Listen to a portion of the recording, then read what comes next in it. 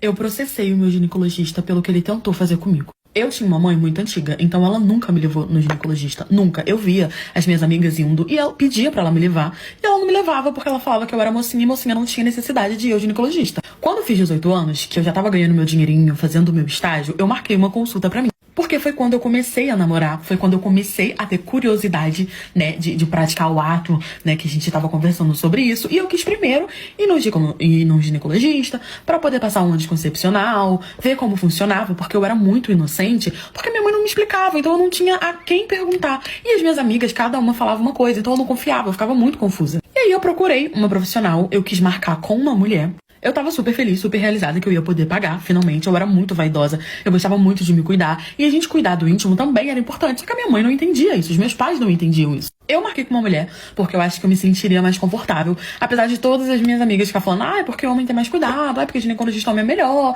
ai, que não sei o que não sei o que lá. Só que eu era mocinha, eu tava indo atrás de informações, sabe? Eu não ia fazer preventivo, por exemplo. E eu só sabia o que era preventivo porque elas me explicaram. Tranquilo, liguei pra um consultório de uma amiga minha que ela me indicou, que ela fazia lá há anos, marquei a minha primeira consulta. No dia seguinte eu acordei, me arrumei todinha, tomei meu banho e fui tranquila pra poder fazer a minha consulta. Eu tinha um monte de dúvida pra poder perguntar. Quando eu cheguei lá, a recepcionista simplesmente falou pra mim que a minha médica, né, minha gine, tinha passado mal, mas que tinha outro médico. E aí eu falei que eu não queria, se não podia remarcar com ela. E aí ela me falou que só tinha vaga daqui a 30 dias. Muito, muito desconfortável, me sentindo assim, que agonia. Eu falei, não, tudo bem, então pode ser, eu vou com ele. Eles me encaixaram, ainda me deixaram 1 hora esperando até eu entrar no consultório. Depois de ter ficado lá 1 hora esperando, né, o meu encaixe, sendo que eu tinha horário marcado e ninguém me avisou, ninguém desmarcou, o médico me chamou pelo nome e eu fui. Quando eu entrei, gente, notoriamente eu percebi que ele era muito novo. Sabe aquele médico, tipo assim, tinha recém-formado? Era ele, com certeza, porque ele tinha muito, tipo assim, parecendo ter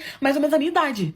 Assim que eu entrei, ele deu uma paralisada, ficou olhando pra minha cara. Eu falei, oi, tudo bem e tal, eu sou fulano de tal, eu vim do encaixe, não sei o quê. Ele falou que não, que eu podia entrar, né, pra eu poder me sentar. E aí ele começou a me perguntar quantos anos eu tinha, onde eu morava, se eu namorava, de onde eu vim, se eu estudava, se eu tinha terminado a escola, se eu era maior. Tipo assim, coisas que não fazia sentido pra mim ele perguntar, porque eu tava ali pra poder falar da minha flor de lótus. Eu não tava ali pra poder falar da minha vida. E aí eu questionei isso, eu falei, caramba, por que o senhor tá fazendo todas essas perguntas? Tratei ele como senhor, apesar dele ter mais ou menos a mesma idade que eu. Ele começou a falar que não, que ele gostava de conhecer melhor as clientes dele, os pacientes, e foi falando e perguntando. E aí eu dei as informações, né, até porque eu fiquei tipo, ele é meu médico, tudo bem. Só que assim, eu tava muito desconfortável com essa situação. Mas na minha cabeça, eu pensei, são só perguntas, né? Ele não vai me examinar, porque eu ficaria sem graça. E aí eu expliquei o motivo de eu estar querendo essa consulta, falei que eu ainda era moça.